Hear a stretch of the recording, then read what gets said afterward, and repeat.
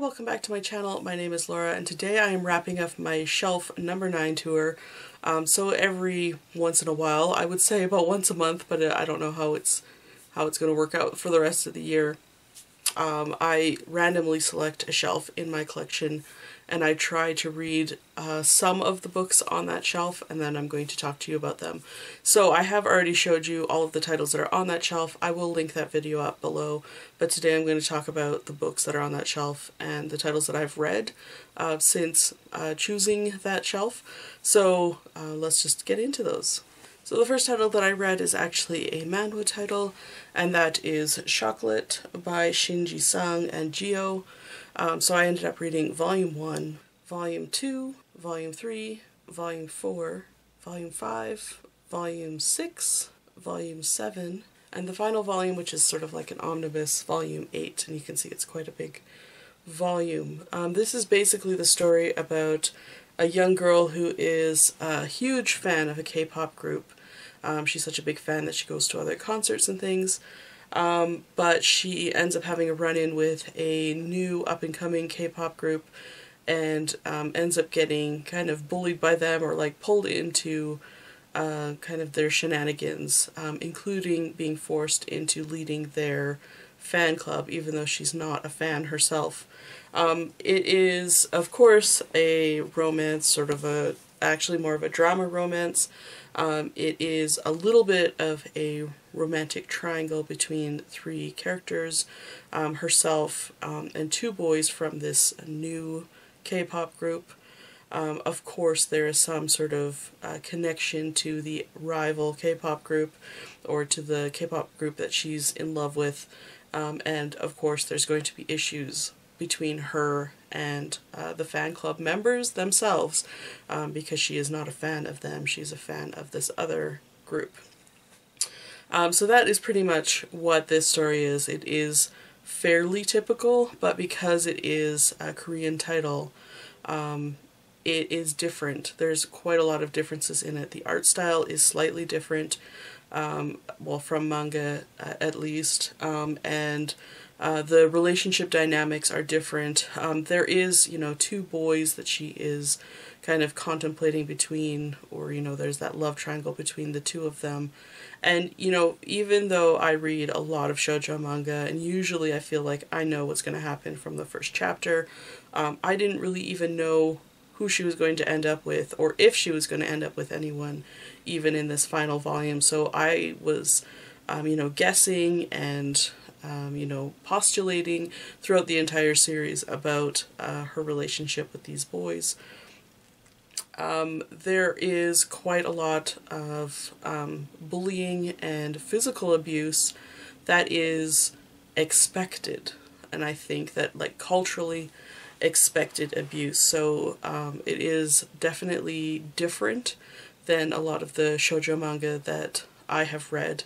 That is sort of something that appears in shoujo manga, but this one is very blatant, especially even with, like, parents and the way they treat their kids, or, groups and the way that they bully each other. She ends up in a lot of really, like, physically harmful situations, but it's no big deal to her. But as someone who's reading it, it's very uncomfortable to read, and even someone who has not experienced these things in real life, or at least not to that extent, I found it kind of uncomfortable to read. So certainly if this is something that you might be interested in, you should be aware of that. But I actually really enjoyed it. I like the way that the story flowed. I like the way that the relationships were built. And I like that I was constantly kept guessing throughout. And certainly, K-pop fandom is a huge thing. It has become more and more popular, and I think that this might be relatable to some people at least, but it is fun. And I actually like the relationship that she ends up with, because it wasn't as expected as you would expect. So yeah, this was a fun read. I have read a couple of the volumes of this before, and I certainly have read other titles by these authors. We have another title in our collection called Very, Very Sweet, which is very, very sweet, and I really do enjoy it. this one is really good as well. I think I like Very Very Sweet just slightly more, but yeah, this was really enjoyable. This was published by Ice Kunion. It was later picked up by Yen Press, so I don't know if it's still in print, but certainly Yen Press has published some of these titles, or some of these volumes, so I don't know if you can go back and buy them, but that's just also something to be aware of. Anyway, it was an enjoyable title, and I'm glad I ended up picking this up. A single volume that I ended up reading is Clockwork Apple by Osamu Tezuka. This is actually a compilation of short stories, and you can see his work there. It was really good. I really enjoyed it. The stories are very different from one another. They all have kind of a Twilight Zone feel to them. Some of them are kind of sci-fi, some of them are historical, some of them have a fantasy element, some of them are just sort of more of a thriller. They're all really well constructed, they're all really interesting, and some of them were actually disturbing. Like, these certainly weren't stories for children. The first one is about a Nazi soldier who is about to be executed, and he's thinking back on the horrors that he has perpetrated, especially to a number of Jewish prisoners, and he has stolen something from them, some secret from them, which makes him believe that he's about to escape, and so he's really cocky and he's just awful. And the result in the story is, even though you don't see the result, it's incredibly disturbing, and just the thought of it, like, just ugh.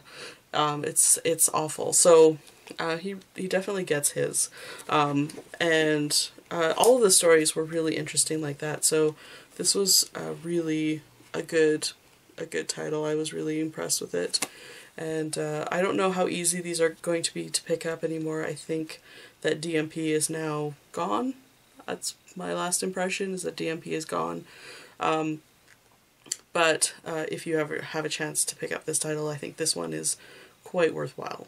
Another title I ended up reading the entire series of, and that was Complex Age by Yui Sakama. So I ended up reading Volume 1, Volume 2, Volume 3, Volume 4, Volume 5, and Volume 6. And this was such a wonderful title, and I had originally mentioned that I had some reservations about this title and the way that it had commented on a woman's experience as a cosplayer and how she should expect to be sexually harassed. That was something that she should expect, and it's something that she should just get over. And there was just the way that it was worded, it really kind of it disgusted me, but it is later addressed in this. It isn't necessarily finalized in a way that I like, but it is at least addressed, so I appreciated that. This is basically the story about a young woman who is a cosplayer. She's actually getting up there in age. She's in her mid-20s, I think, and of course there are younger and younger people coming into cosplay, and she's starting to look old. She's starting to question whether or not she belongs, and she's starting to just wonder whether or not she should even continue on with this hobby. And so it really is a story about grasping with her hobby and her passions and her interests and her age, and sort of maturing in this fandom and trying to figure out where she belongs. It is an incredibly relatable story. It is handled really well, except for that one little thing. But I can forgive it, and I really can forgive it for that thing, even though it happens at the beginning. It is handled really well. It has some really interesting conversations about age. It is incredibly relatable, and there are characters in here that they all have to make a decision about what it means to them, what their passions mean to them, and you know, where should they go with their hobbies and their interests and their passions. You know, does it matter to them, their age, and how can they, you know, develop their passions so that it suits who they are now.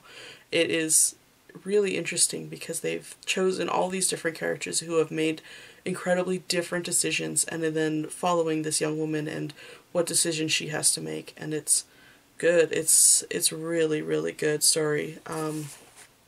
The art in it is fair. I wouldn't say it's the best thing ever, but it's got great characters and it's got a really great conversation in it, and I would highly recommend that if you're in the like mid-20s plus and you're in fandom, you should definitely read this manga because you will get something out of it for sure. I read another Osamu Tezuka, and that's Crime and Punishment.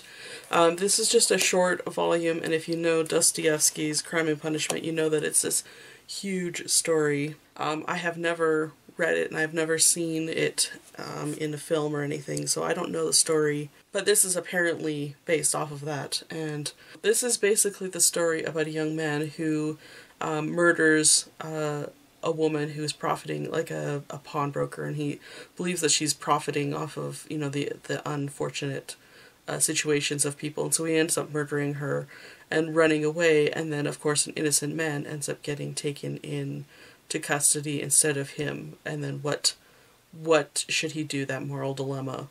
Is that a moral dilemma? I don't really know. It's a moral dilemma, but it's basically, that's what the story is. It isn't my favorite Tezuka. I actually probably didn't care for it all that much. I didn't really like the story. I didn't really buy into the story, and it was okay. Apparently it's from an era of comics where artists were drawing from, like, you know, major classical works or major classical fiction pieces and creating graphic novels based off of them. So I think it's part of this sort of a tradition of comics. So it's an interesting thing to have, but I don't think it's very successful. I don't know the original story though, but it is familiar, so I probably have seen it represented in other things without knowing that it actually belongs to Crime and Punishment. So maybe I'll have to read that at some point. I do really like the cover though, but I think that there are better Tezuka titles in English available. I read another short story compilation, and that is Dream Fossil, The Complete Stories of Satoshi Kon. There's a hair on here. This really was a mixed bag. There were some really good stories in it, and there were some really blah stories in it. It was artistically interesting. It definitely is very reminiscent to Akira and Katsuhiro Otomo's art style. A lot of the times I was feeling influences from that, definitely some of the art style. There's some really humorous bits in it. There's some weird, like, historical elements. There's some fantasy elements. They're just sort of like slice of life type stories. It really is just a mix of everything. It's worth reading, but it's kind of the stories, because there's some like real highs and real lows. I would say, like, in general it's just sort of an average. I don't have anything in particular to say about any in particular, except for that there is one story where there's this old woman, and she's in the hospital. You know, one of the last things that she wants to do before she dies is see the sea, and she's of course being rolled around on a just sort of on a bed on a pallet, and you know, things happen where she ends up being let go of and just goes on a journey, just sort of like flying down the street, you know, down a hill and all over the place, and eventually ends up at the sea. And it is really quite wonderful and very humorous and just like super charming and fun. Not all of the stories are that great, but I had fun reading this, and I'm glad we have it in the collection. I also ended up reading Dolis by Maki Kusamoto. We've had this in the collection for a little while, and you can see that it is partially colored.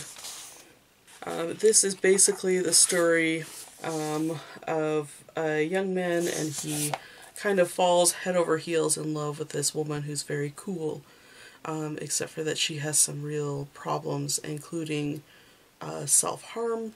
So he sees her as this like beautiful model of a human, and she ends up being like really broken and torn up, and so their relationship just sort of tears both of them. They both kind of go spiraling out of control. It was really good, kind of poetic, really disturbing, and the art in it is just The coloring in it is just fantastic. So I really enjoyed it. I feel like I'll get a lot more out of it if I read it again, so I definitely want to do that. And this was the first time that I'd read it, so I was really interested in this. I think this author has another title out in English called like Sunflower or something like that. So I definitely will be looking out for that title because this was really interesting and really good, and an unexpected title. It was just very different and unique. And then the last title that I read this time, I have read others previously, is Delicious in Dungeon by Ryoko Kui Volume 1.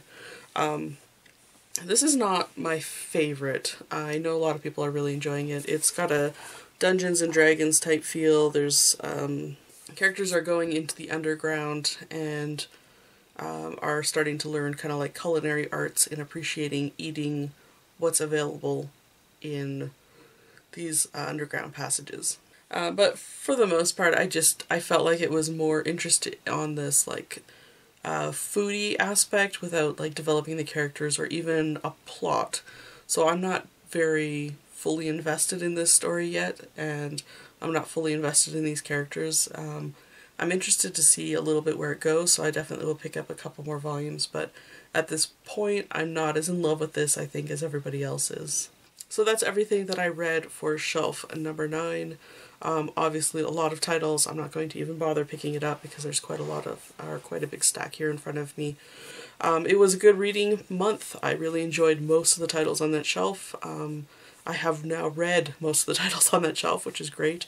I can't say that for every shelf in this room, so I am really trying to read the collection, and this has been a really good project for that. So I'm very curious, have you read any of these titles? You know, what did you think of them? Let's talk about them down in the comments below, and at any rate, thanks for watching, and I will see you in the next one.